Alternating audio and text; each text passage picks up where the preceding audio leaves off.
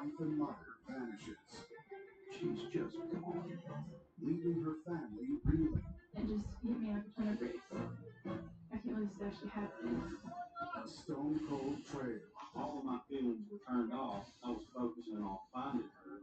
No motive. Everyone's a suspect. But there is one witness. I'm watching him kill her. I feel like this would be more safe. Kill.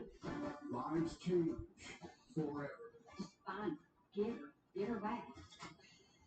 I want to know if she's okay.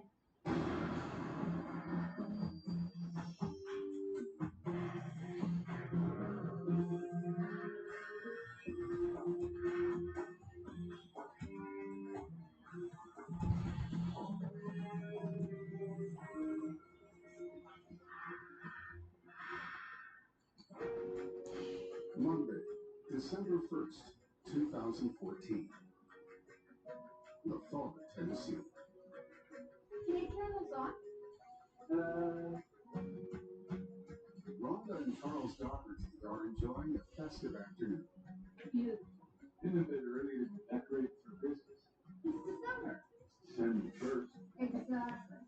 Mom and Dad had the best relationship that I've ever seen. They had the kind of marriage you see in movies that you don't actually think exist. Together 34 years. Charles works in construction. Rhonda's a beautician and church volunteer. You happy with that? They have 3 grown-up children. The eldest, Danelle, is expecting their first grandchild. Rhonda couldn't wait.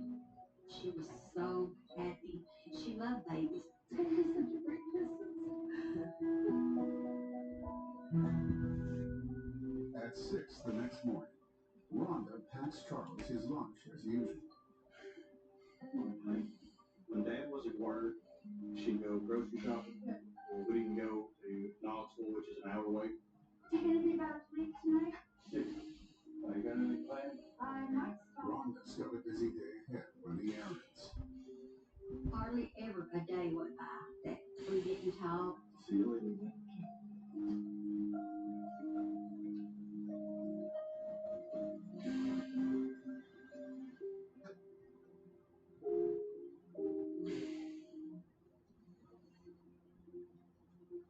At 6:30 that evening, police receive a 911 emergency call from the Doherty's residence. I was told that there was a missing person, and I needed to be at the scene. The person who made the call Sir, take your time. was Charles Doherty. Tell me how you found out your wife was missing. Came home from work around 6 p.m. Just like usual. Rhonda, hey. He said he came home, and she's just gone.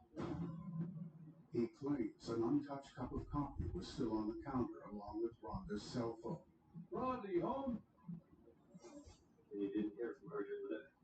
No. For a 40, 50-year-old lady to all of a sudden go missing, that's unusual. Detective Long calls Rhonda's mom, Nancy, but she hasn't seen or heard from her daughter either. I said, it's not like her. She's always called or been out by this time. Detective Long orders an intensive search of the house and surrounding area for any clues as to Rhonda's whereabouts. There was no signs of forced entry. There was no signs of a struggle within the house. She just literally vanished. I thought, this is completely out of the ordinary. Something is definitely wrong. Desperate to pick up Rhonda's trail, Detective Long calls in a tracking dog. If she wandered off and hurt herself, we would probably find her using a canine rather quickly. The dog immediately picks up Rhonda's scent, but the trail stops at the sidewalk. Police believe Rhonda got into a vehicle. On day one, we were fairly certain that she had been abducted.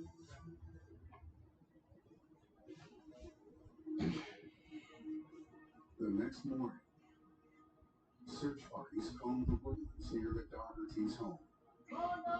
The police were out there looking for Mom, and it just hit me like a ton of bricks. Like, I can't believe this actually happened. But after hours of searching, there's no sign of Rhonda.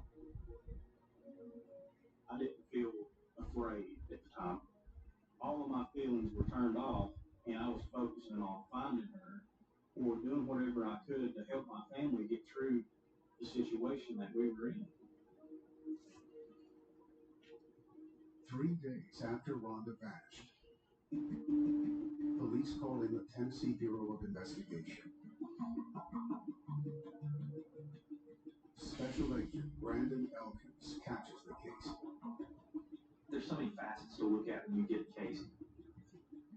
Maybe a domestic issue going on in that family, or maybe an extramarital affair.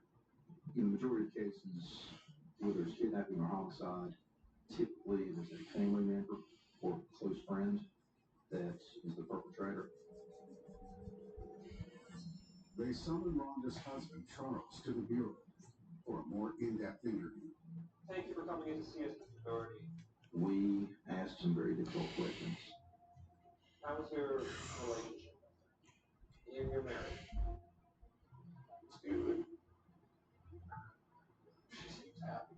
He said they didn't have any financial problems and they didn't have any romantic entanglements with other people.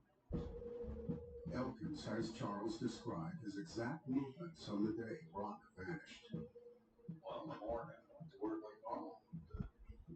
Ron made me lunch. Charles said he left home around 6 a.m. and drove to an area of Clearfield, Tennessee. There's no cell phone reception out there, so didn't tell. Charles says he was working in an area with no cell phone coverage. It's about an hour into the country. Is there anything else? Police need to follow up his alibi. What time did she start? Detectives question Charles's co-workers. Yeah. If there's an alibi, we try to find someone that has actually witnessed that. That's the kind of cooperation that we look for. Anything? No. Charles's colleagues back up his story. Keep looking. There was nothing to indicate that Charles was involved in Rhonda's disappearance.